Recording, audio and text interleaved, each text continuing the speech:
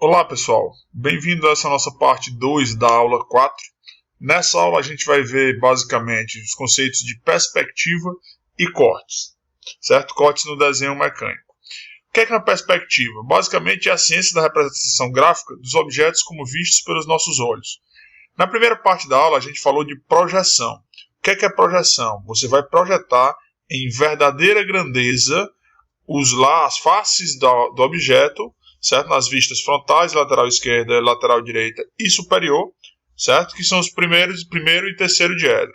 Primeiro diedro, flex, frontal, lateral esquerda e superior.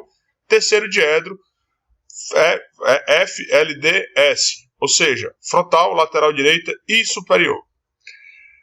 Na perspectiva, as medidas da peça não estão, alguns dos lados não estão em verdadeira grandeza, pois, na verdade, a ideia da perspectiva é imitar a nossa visão. As principais perspectivas são a perspectiva cônica, exata ou rigorosa, a perspectiva cavaleira, que pode ser de 30, 45 ou 60 graus, a isométrica, diamétrica ou trimétrica. A perspectiva cônica, pessoal, ela é mais comumente associada à visão do ser humano. Imaginem essa foto do lado direito inferior, onde eu tenho basicamente várias colunas e ela me dá uma sensação de que as colunas vão se aproximando, mas na verdade todas essas colunas têm a mesma distância. Essa sensação lembra quando você olha uma estrada em linha reta. Aparentemente, as linhas laterais da estrada se encontram no infinito. Na verdade, isso é uma perspectiva chamada perspectiva cônica exata ou enxuta.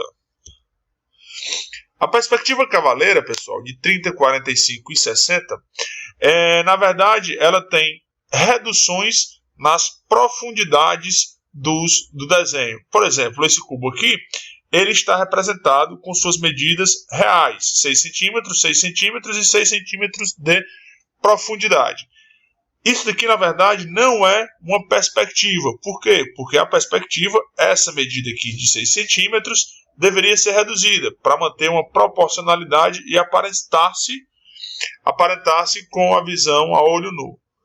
Como é que seria o desenho correto? Você teria 6 centímetros de base, 6 centímetros de altura e 4 centímetros de profundidade. No final eu vou mostrar uma tabela para vocês que eu associo todos os fatores de redução, as perspectivas com os fatores de redução. Nesse caso, a perspectiva cavaleira de 30 graus, vocês têm 6 centímetros, certo? De largura, 6 de altura e 4 de profundidade. Essa linha pontilhada representa o que seria se eu não tivesse usado esse fator de redução. A de 45, você tem 6 centímetros, 6 centímetros e 3 centímetros de profundidade. A de 60 graus, você tem 6, 6 e 2 graus. Percebam que os cubos, na verdade, eles vão se deslocando para esse sentido, ou seja, esse ângulo vai aumentando. A perspectiva isométrica caracteriza-se por formar 3 ângulos de 120 graus nessa aresta do cubo, por exemplo, onde essas profundidades são iguais, são igualmente reduzidas. Então ele fala, a perspectiva do tipo isométrico ocorre quando o observador situado no infinito e incidem perpendicularmente ao plano de projeção. O sistema dos eixos da situação a ser projetado ocorre em perspectiva, quando vistos de forma equiangular, ou seja, os 3 ângulos de 120 graus. Dessa forma, é possível traçar uma perspectiva isométrica através de uma grelha de retas desenhadas a partir do ângulo de 30 graus.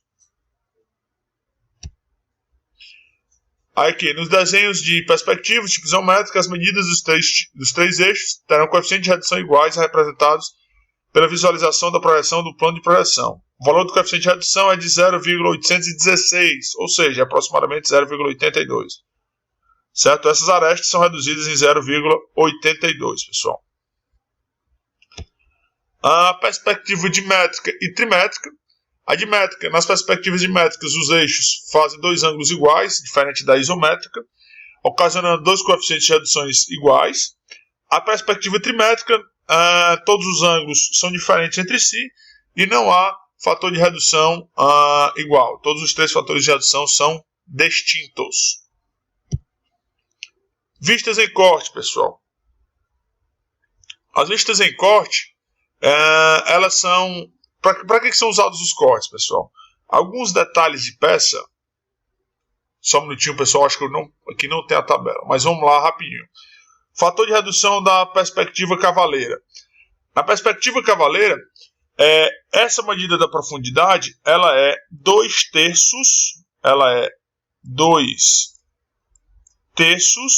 da medida real. Ou seja, se eu tenho 4 centímetros, aqui eu vou ter, se eu tenho 6 centímetros, aqui eu vou ter 4 centímetros de profundidade. No caso das perspectivas cavaleiras de 45 graus, nós vamos ter a profundidade sendo metade da minha medida real. Ou seja, se eu tenho um cubo de 6 centímetros de aresta, a minha profundidade é de 3 centímetros. Na minha perspectiva cavaleira de 60 graus, essa relação é de 1/3. Ou seja, se eu tenho 6 centímetros de aresta, a minha profundidade será de 2 centímetros, pessoal.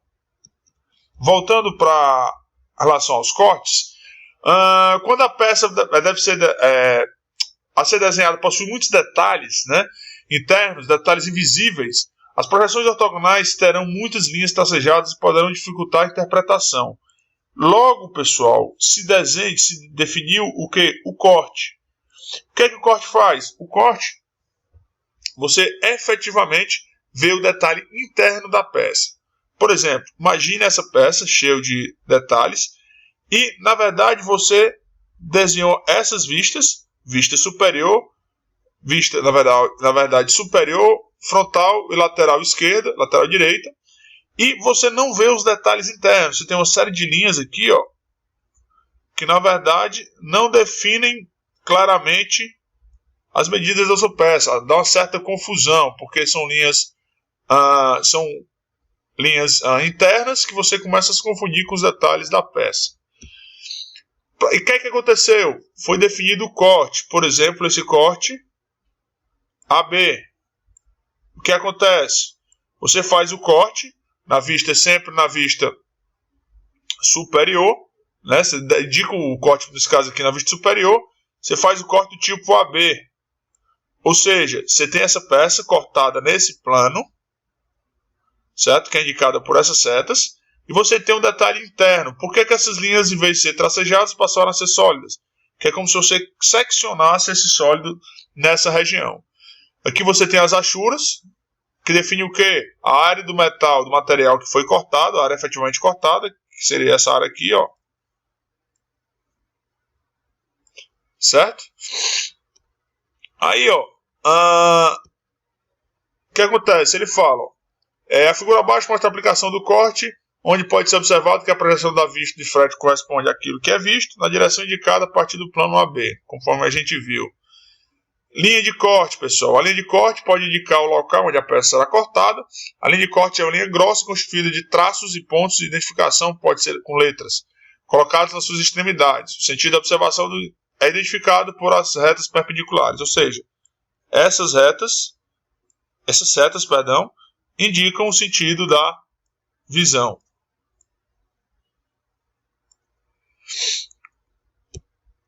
As achuras, pessoal. A finalidade das achuras é definir a parte maciça da peça e as áreas de corte. As achuras são constituídas de linhas finas, equidistantes e traçadas em 45 graus.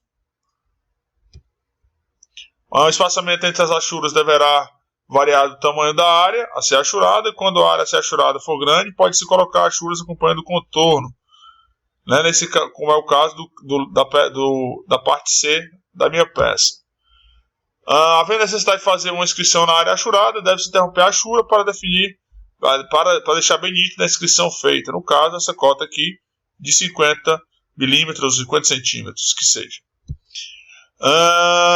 Em desenhos de conjunto, como é o caso dessa peça, esse conjunto, na verdade, quando você fizer o corte, nesse caso aqui, o corte da seção AA, AB, perdão, que aqui nesse caso é em múltiplos planos, ou seja, eu tenho um plano de corte, tenho outro plano de corte.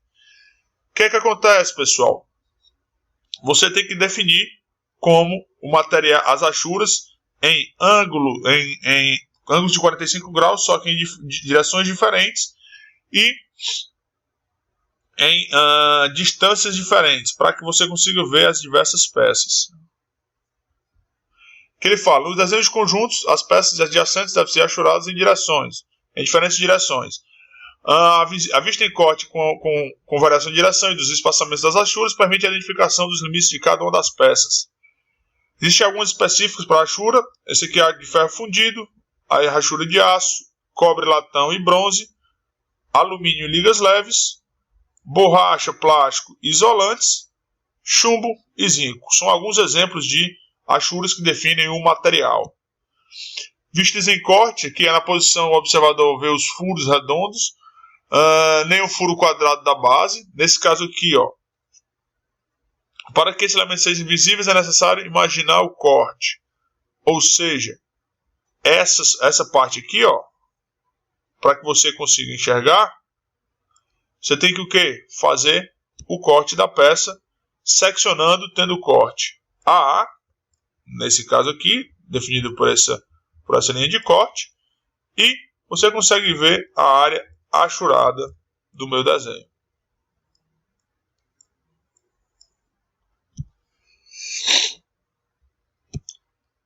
O que mais, pessoal? Ele fala aqui, ó, a vista superior e a vista lateral esquerda não devem ser apresentadas em corte, porque o observador não as imaginou atingidas pelo corte.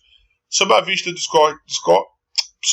apresentada ao corte, no caso da vista frontal, é indicado o nome da corte AA. Se está detalhando mais esse corte dessa peça. Aí tem o corte total e o corte parcial, né? O corte total é aquele que atinge a peça como um todo, na sua extensão, onde o plano de corte atravessa completamente a peça. Né? Você pode ser em múltiplos planos, no caso aqui desse corte C, que ele vem nessa direção, nesse plano, vai para o segundo plano, volta para o primeiro plano. Para você ver detalhes em múltiplas profundidades. Você pode ter corte total em múltiplos planos, sendo que em direções distintas, cortes distintos, nesse caso aqui o corte AB em um plano único e o corte CD em múltiplos planos, sempre indicado nas vistas. Aqui alguns exemplos do corte AB, no caso, nessa direção. Primeiro diedro, corte é F, essa é outra peça, aqui o corte é F.